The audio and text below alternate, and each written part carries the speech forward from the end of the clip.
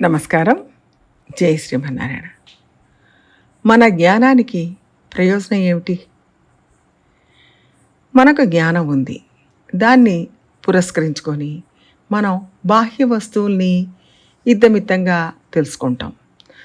ఒకరోజు నేను రాత్రి వేళ ఒక పుస్తకాన్ని చదువుకుంటూ ఉన్నాను. 2 పేజీలు చదివానో లేదో కరెంటు పోయింది. దీపాలు ఆరిపోయాయి. ఇక పుస్తకాన్ని చదవడం నాకు సాధ్యం కాలేదు.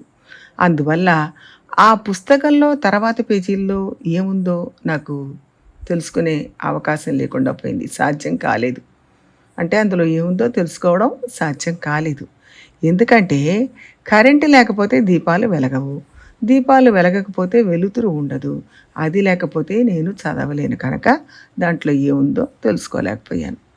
అప్పుడు వెంటనే నాకు మనసులో ఏం తోచిందంటే, వెలుతురు అనేది మనం జ్ఞానం పొందడానికి సాధనం కావచ్చు. పగటివేళ ప్రకాశించే సూర్యుడు కానీ, రాత్రివేళ ప్రకాశించే దీపాలు కానీ ఉంటే కదా పుస్తకాన్ని చదువుకోవడానికి వీలవుతుంది. ఒక పుస్తకంలో ఏ పేజీలో ఏ విషయం ఉందో తెలుసుకోవాలంటే తప్పకుండా వెలుతురు ఉండాలి కదా. అందువల్ల నాకు ఏమనిపించిందంటే, ఒక విషయాన్ని తెలుసుకోవాలంటే వెలుతురు అనేది ముఖ్యమైన సాధనం. కానీ ఇది వాస్తవం కాదు. ఒక విషయాన్ని గురించి తెలుసుకోవాలంటే మనలో ఉండే జ్ఞానమే, అంటే ధర్మభూత జ్ఞానమే ప్రధానమైన సాధనం. అది ఉంటే తప్ప వెలుతురు సాధనం కాబోదు. ఎందుకని? వెలుతురు బాగా ఉండి నాలో జ్ఞానం అనేది లేకపోతే నేనేం చదివినా అర్థం కాదు కదా. జ్ఞానం ఉంటేనే కదా తెలిసేది. నేను ఒక అర్థశాస్త్ర గ్రంథాన్ని చదువుతున్నాను అనుకోండి. నాకు జ్ఞానం ఉంటే కదా ఆ శాస్త్రంలో ఏమున్నది అనే విషయం బోధపడుతుంది. కేవలం వెలుతురు ఉన్నంత మాత్రాన ఆ గ్రంథంలో ఏముందో నాకు తెలుస్తుందా? తెలియదు. ఈ విధంగా నేను అన్నప్పుడు వెంటనే ఒక సందేహం రావచ్చు. జ్ఞానం అనేది ఉండి ఒకవేళ వెలుతురు లేకపోయినప్పటికీ చదువుకోవడం సాధ్యం కాదు కదా. అప్పుడు కూడా గ్రంథంలో ఏముందో నాకు తెలియదు. అందువల్ల జ్ఞానం అనేది ఒక సాధనం, వెలుతురు అనేది ఇంకొక సాధనం అని అనుకోవచ్చా? ఈ రెండు ఉంటేనే ఒక విషయానికి సంబంధించిన జ్ఞానం ఏర్పడుతుంది నిర్ణయానికి రావచ్చా? అలా చెప్పొచ్చా? ఆ విధంగా కూడా చెప్పడానికి వీల్లేదు. జ్ఞానం అనేది ఉండి వెలుతురు లేకపోతే కూడా నేను పుస్తకాన్ని చదవలేను కదా, నేను తెలుసుకునే అవకాశం లేదు కదా. అయితే ఇటువంటి సందర్భంలో ఒక విశేషం మాత్రం ఉంది. ప్రకాశం లేకపోతే కూడా అప్పుడు చదవలేకపోయినా అయ్యో నేను చదవలేకపోయానే అనే అసంతృప్తి కలిగి వెలుతురు రాగానే వెంటనే చదువుకోవాలి అనే ఆశ ఏర్పడవచ్చు. ఆ విధంగా కాకుండా జ్ఞానం లేకుండా వెలుతురు ఉన్నప్పటికీ వెలుగు రాగానే చదువుకోవాలి అనే ఆశ కలుగుతుందా అంటే కలగదు. ఇందువల్ల జ్ఞానం వల్ల ఏం ఉపయోగం, వెలుతురు వల్ల ఏం ప్రయోజనం? ఒక విషయాన్ని గురించి మనకు తెలియజేసేది జ్ఞానం.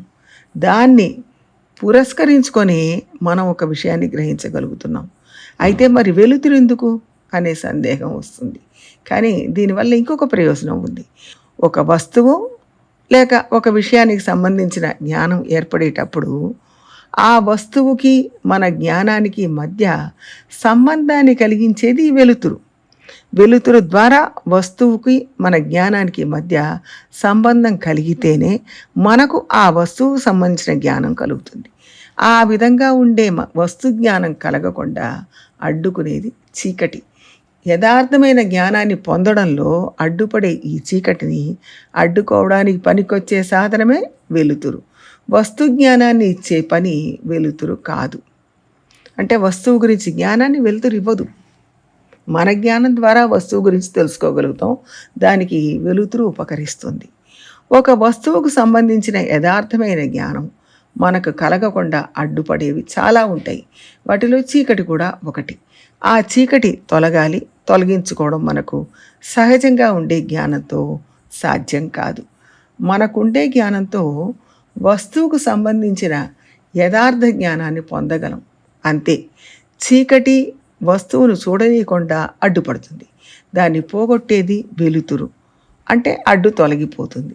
అడ్డు తొలగిపోతే ఆ వస్తువు యొక్క జ్ఞానాన్ని పొందడానికి తగిన సాధనమైన జ్ఞానం మనలో ఉంది. ఈ విధంగా మనం విషయ వివేకాన్ని పొందగలగాలి. పైన గమనించినప్పుడు సామాన్యంగా మనకేం తోస్తుందంటే, వెలుతురుంటే చాలు ఒక వస్తువుకు సంబంధించిన జ్ఞానాన్ని మనం పొందొచ్చు అని.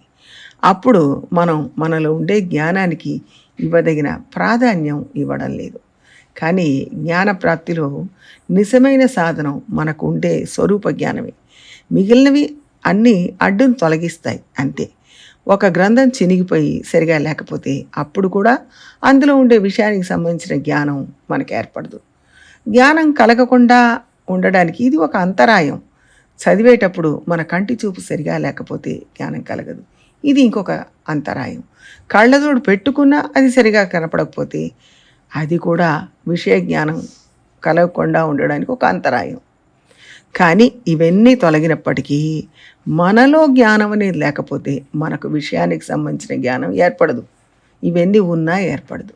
అందువల్ల అదే జ్ఞానప్రాప్తిలో ముఖ్యమైన సాధనం.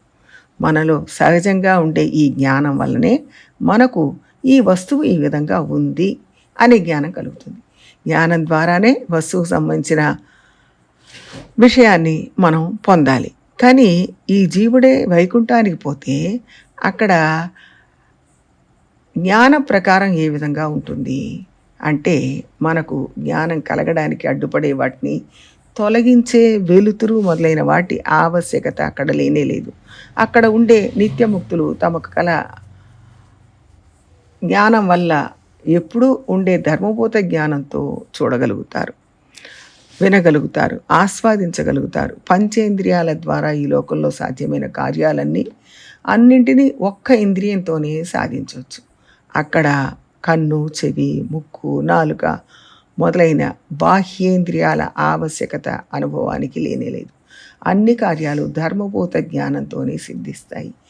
ఈ లోకంలో మహాయోగులకు కూడా ఈ విధంగానే అనుభవం సిద్ధిస్తుంది. సర్వేంద్రియాల అనుభవం సిద్ధిస్తుంది. వారికి బయట ఉండే ఇంద్రియాల ఆవశ్యకత ఉండదు. బయట వెలుతురు లేకపోయినా కూడా తమ జ్ఞానంతో వారు అన్ని అనుభవాలను పొందగలుగుతారు. తమకుండే జ్ఞానాన్ని సాధన ద్వారా మరింత మెరుగుపరుచుకొని అనుభవాన్ని పరిపూర్ణం చేసుకోవడానికి ప్రయత్నం చేస్తారు. ఇందువల్ల మనకు తెలిసేది ఏంటంటే, జ్ఞానం ఉండి వెలుతురు లేకపోయినా, వెలుతురు ఉండి జ్ఞానం లేకపోయినా, జ్ఞానం వెలుతురు అనేవి రెండు సమానమైన ప్రాధాన్యాన్ని కలిగినవి అని భావించకూడదు. రెండిట్లో జ్ఞానమే ప్రధానమైంది. బయటి ప్రకాశం వస్తు జ్ఞానానికి అడ్డుపడే చీకటిని తొలగిస్తుంది, అంతవరకే అని గ్రహించాలి. జై శ్రీమన్నారాయణ.